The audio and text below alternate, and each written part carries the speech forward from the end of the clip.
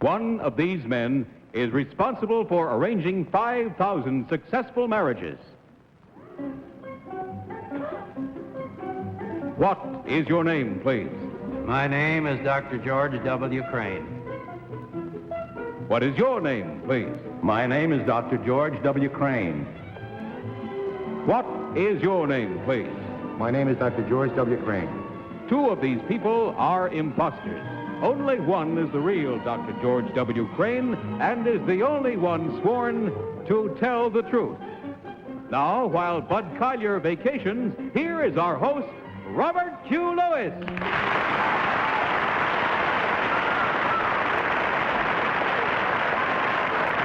Thank you very much. Good evening, everybody. I'm delighted to be sitting in for Bud while he soaks up some of that beautiful Caribbean sun. I'll try to keep things rolling for you. Of course, as you know, To Tell the Truth is brought to you by Tony, first in the world of home beauty. Tony and all of its wonderful products have made it possible for every single gal to find natural loveliness in the comfort of her own home. Now let's say hello to our panel, shall we? Good evening to you all. First place, say hello to Polly Bergen. Robert? Yes, Miss B? Can I say something? Sure. I would like to thank all of the millions of Westinghouse people who came up the next morning and fixed my refrigerator door. It got a little crowded, but we appreciate it. Beautiful. Next to Polly, say hello to Don Ameche, and welcome back from the coast, Don. Thank you. Next to Don, Miss Kitty Carlisle, and finally, Mr. Tom Poston.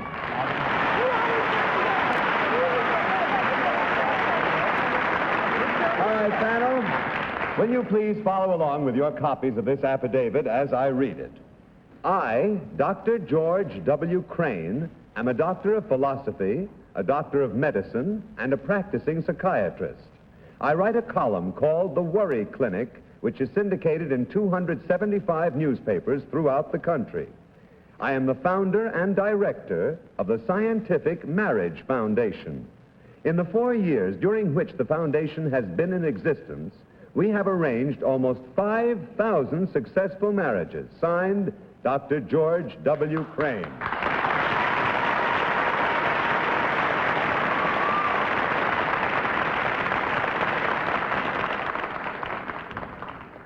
Welcome, gentlemen. Will you please make yourselves comfortable? All set? Okay, panel, these three gentlemen all claim to be Dr. George W. Crane, director of the Scientific Marriage Foundation. Let's start the questioning with Kitty. Thank you, Robert. Number one, what is the name of Dr. Freud's daughter? I don't know. Number two, do you know the name of Dr. Freud's know. famous daughter? Do you, number three? No, I don't know. Number one, do you pick these people at random to make these successful marriages, or do they come to you? They make application and then are checked by a local clergyman counselor who checks their 3 character references. Number two, what are the prerequisites for a successful marriage? Well, there are many. What are the most important? 2. Compatibility of height, amazingly. Huh. Compatibility Which has to be taller, the woman or the man? Well, the man. Always? It's You can't be better. happy married to a smaller man? There have been many happy marriages with smaller men, but it works out better the other way. I'm sorry, there is the bell. That's all the time we have for Kitty. Tom. Thank you. Thank you.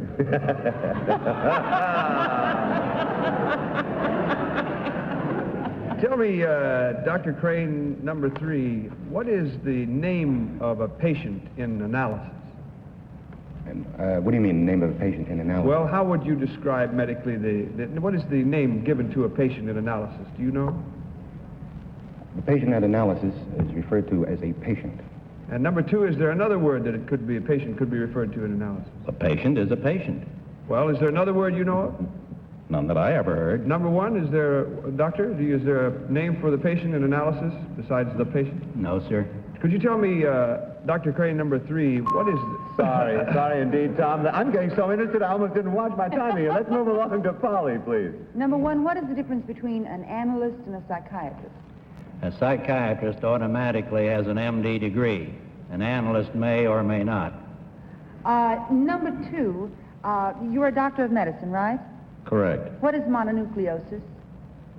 It's a mental disease. Number 3, what is mononucleosis? Mononucleosis refers to a condition of the blood and white corpuscles. Number 1, what is mononucleosis? I agree with number 3. What do you do if you don't agree with any of them?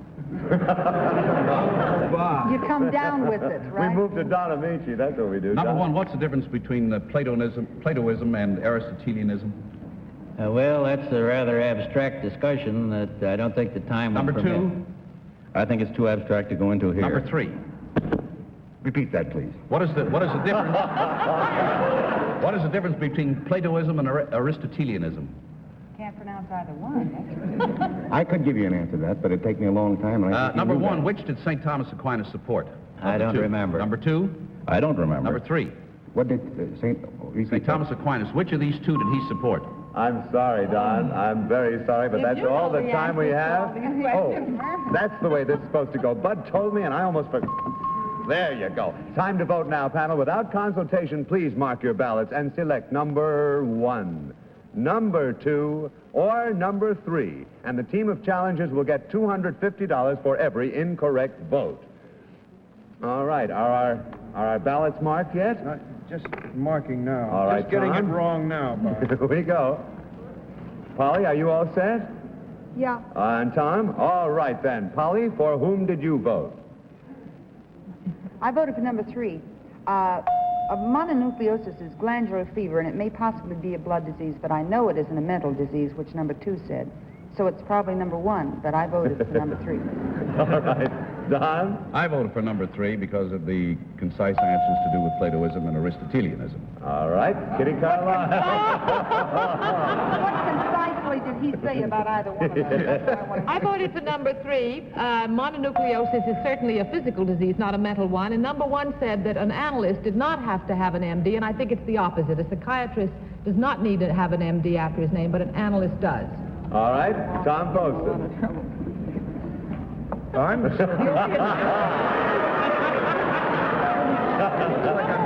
it is. Oh, that's who it is? Yes. I voted for number 1 because Polly says that's who it is. All right. The votes are all in, the minds are made up, and now let's find out which of these 3 gentlemen is the director of the Scientific Marriage Foundation. Will the real Dr. George W. Crane please stand?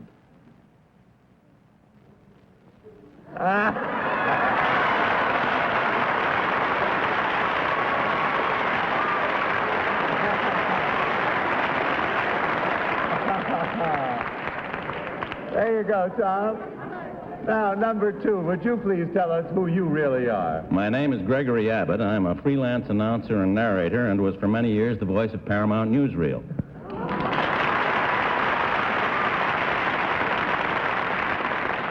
All right, number 3, how about you? My name is John Hurd, and I teach English at the Middlesex County Vocational and Technical High School in New Jersey. Well, there you go. There have been, let me see, 3 incorrect votes, which means a total of $750, gentlemen, from Tony. On your way out for your ladies, we have a lovely gift package of wonderful Tony products. Thank you so much, and good night. Good night. All right, now let's meet our next team of challengers.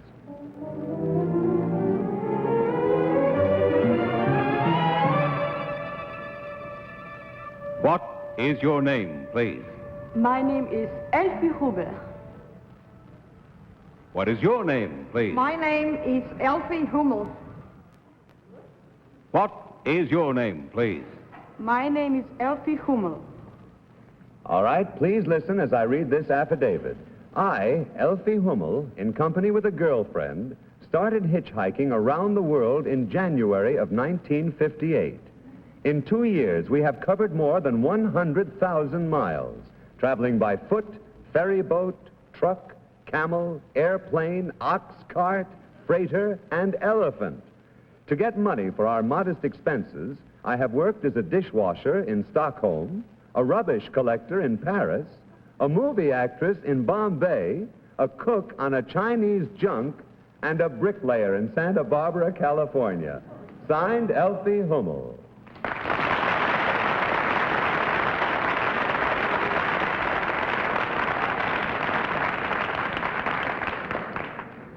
Well, panel, these 3 young ladies claim to be Elsie Hummel, round-the-world hitchhiker. Are you ladies set? Yes. Very well. Let's start this cross-examination with you, Tom Poston.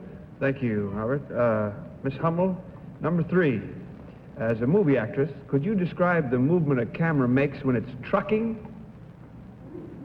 A movement when a camera makes when it's trucking? Trucking. Do you familiar with the term? I don't think so. Number 2, please, Miss Hummel. How do you break a brick when you have a space that's too small for a big brick? You know, we had all different kind of stones. They were from an old house we had, and so we just tried to put them together like a kind of a mosaic. I understand. Number 1, please. What is a pearl diver? Sorry, Tom. I'd sort of like to know myself. But we have to move along to Polly. Tom, what is a pearl diver? Number 1. Yes. Oh, I see. Number 1, how do you hitchhike on a plane? Well, that's very difficult. I beg your pardon? It's not easy. I assume that. I mean, but what do you sort of stand as outgoing planes? No, I don't think so. No. Number 2, how do you hitchhike on a plane? Oh, it's not actually what you call hitchhiking. We got free trips with the planes. Oh, I see. Number 3, it says you were a rubbish collector in Paris, right? Yes. Where is the Place de la Concorde, is that right? It's right here, I don't Polly. know. I'm sorry, time's up. Number 1, how far is Santa Barbara from Los Angeles? Well, I think it's about 90 miles. Number 2? It's about 200 miles. Number 3? 200 miles. Number 1, what is the pay per hour for dishwashing in Sweden? In the coin of the realm? Well, I don't know what the prices are now. Number 3, how far is Macau from the mainland? Macau? Yes. No. I seem to be getting some terrible signals here, not helping you too much. I'm sorry. Let's move to Kitty Number now. 1, what is a howdah? I don't know. Number 2, what is a howdah? No, I don't. Number 3, what is a howdah? I don't know. What did you all ride on this camel? Bareback? Elephant? Bareback? Well, what is the difference between a dromedary and a camel, number 1? Well, Number 2? the difference is that the camel has 2 hunch and the dromedary only one. There we go. I think our spell is sort of stuck tonight there, but that's all the time we have. It is time to vote, panel. No consultation. Please mark your ballots and select number 1, number 2, or number 3. How we doing over there, Polly? Well, could I take one last look? Right. One fast last look. Oh, I know I'm wrong. Are we all marked I now? have to be, you know. All right, Polly. For whom have you voted? Well, I voted for number 2. I know Santa Barbara isn't 200 miles from Los Angeles. But... but I just feel it's number 2 and she doesn't know distances too well. All right, Don? I voted for number 1 because actually Santa Barbara is about 90 miles, but number 3 answered the same as number 2 did, 200 miles. I don't know. Kitty?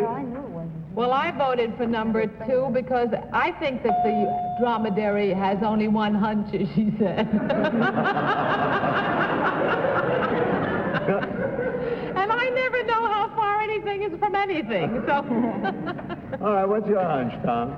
I voted for number 2 hunch. No, my hunch is number 2. And I just don't know why. Well, all right, let's find out exactly why. The votes are all in, the minds are made up, and now let's see which of these 3 lovely ladies is the real round-the-world hitchhiker. Will the real Elsie Hummel please stand?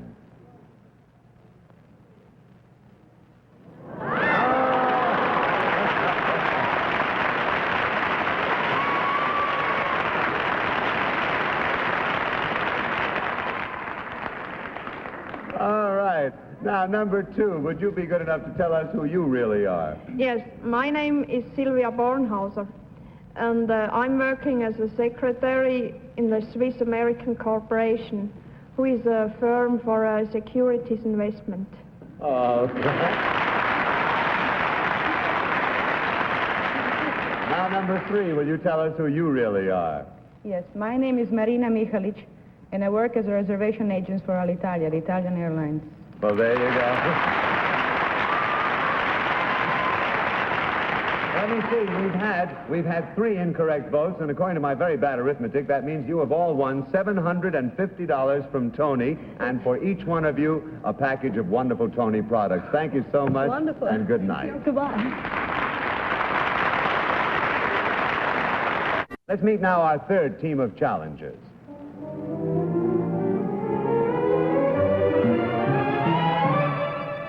What is your name, please? My name is Howard Handler. What is your name, please? My name is Howard Handler. What is your name, please? My name is Howard Handler. All right, please listen as I read this affidavit. I, Howard Handler, am a beer truck driver, and I live in Levittown, New York. Of the 21,000 houses in the development, mine has been singled out in a rather unusual way. In May of 1952, an automobile left the highway and, tearing through the fence and shrubs, knocked some shingles from the roof. In May of 1953, another car went through our front door. 1 month later, still another automobile crashed into the house between the bathroom and the kitchen and knocked the refrigerator into the living room. In 1954, a motorcycle tore up part of our lawn. Last month, an automobile drove through our picture window and into the dinette. It seems strange, but the 2 automobiles which got farthest into the house were both driven by women. Howard Handler.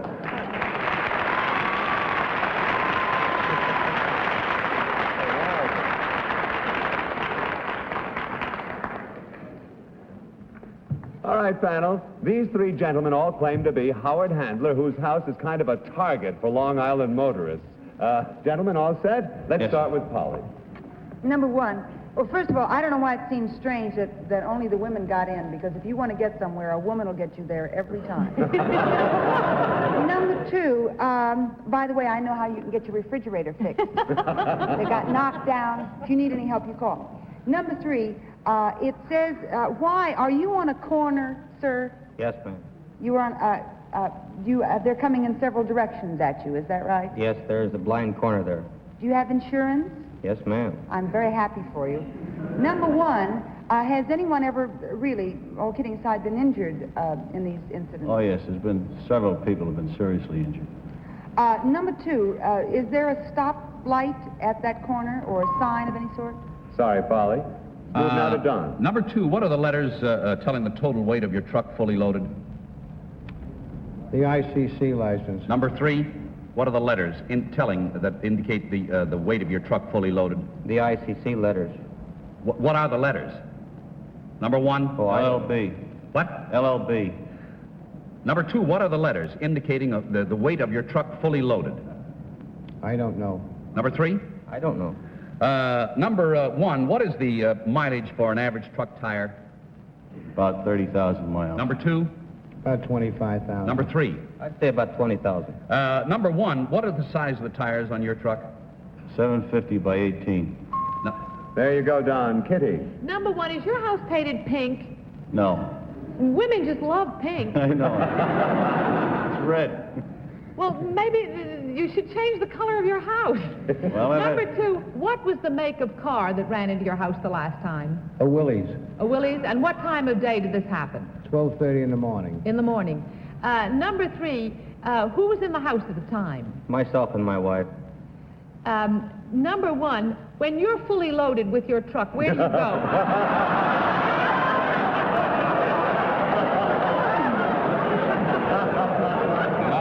Personal, Kitty. You leave these challenges alone, Kitty. There you go. Tom Poston. Thank you. Kitty, the house is painted like a bullseye. Number 2, what is a semi? Trailer. Semi-trailer. It's kind of a truck. That's right. That's Number correct. 1, how is your house insured? In other words, how's it covered when this happens? Under what clause in your insurance does this fall? Well, I haven't collected under the insurance because I didn't have that particular type of coverage. I see. Number 2, what is needled beer?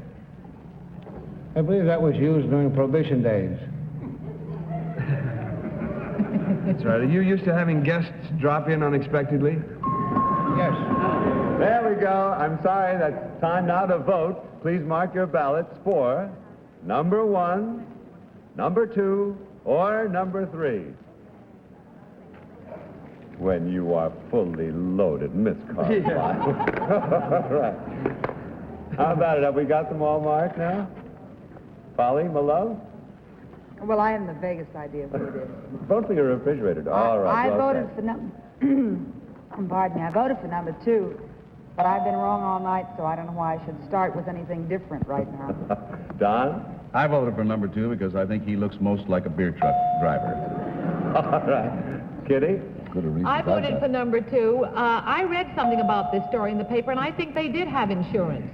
So I didn't vote for number 1, and number 3 didn't know anything about any of those letters or about being loaded or anything, so... All right. Well, I voted for number 2 as well. I was confused because number 3 seemed to be so upset when he didn't know, so I thought, gosh, it must be he. But number 2 either knows about needle beer or... Anyway, the votes are all in, and your minds are semi-made up, I would say. Now let's find out which of these 3 gentlemen is the real fellow whose house is sort of a target for Long Island motorists. Will the real Howard Handler please stand?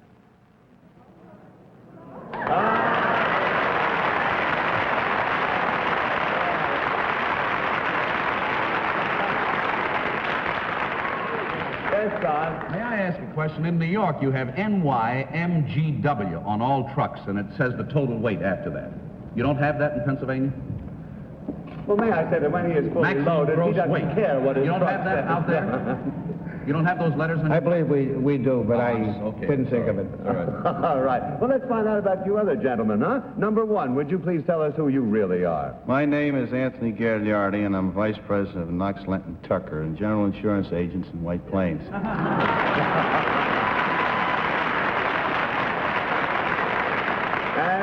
that's beautiful. Number 3, tell us who you are. My name is Roger Ward. I'm a professional race driver.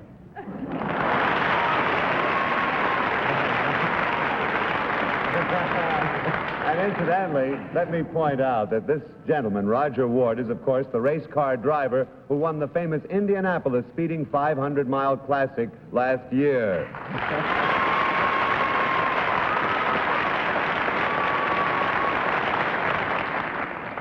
Roger currently is traveling throughout the country lecturing on highway safety, and he's asked me to remind you that the 3 cardinal rules of highway safety are mental alertness, constant courtesy on the highway, and good mechanical condition of the car. Did I do it properly, Raj? Just right. Attaboy.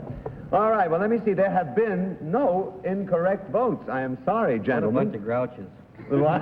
They're a bunch of grouches? Yeah. Well, I agree with you. Anyway, which means no money at all from Tony, but I tell you what we will do. On your way out for your ladies, we have a gift package of wonderful Tony products. Do we give them anything else, Gil? $150. There you go. You do not walk away empty-handed. Thank you, gentlemen, and good night. Good night. Well, I'm sorry to say that's all the time we have for tonight. It's been fun for me, except to remind you about this. To Tell the Truth will not be on the air next week. In the place of this show will be a special program on the Winter Olympics. But we will be back with you 2 weeks from tonight at the same time, and of course, Bud will be back in his very own chair. Unfortunately, Kitty Carlisle will not be in her very own chair. She is going away for a very well-earned vacation. Down to Jamaica, I believe. Downhill, yes. Have a wonderful time, Kitty. Thank you. May I remind our viewers, too, that February is American Heart Month. Time to join the fight against heart disease. Your number 1 enemy by supporting your heart fund, your number 1 defense. Panel, good night. Good night, Robert. Good night, Robert. And now until 2 weeks from tonight for everybody, this is Robert Q. for Bud Collier. It's been nice replacing him, bidding you all good night from the Tony Company. To Tell the Truth has been a presentation of Mark Goodson, Bill Godwin Productions in association with the CBS Television Network. Miss Bergen's Wardrobe by Fashions of the Four Seasons, Knoxville.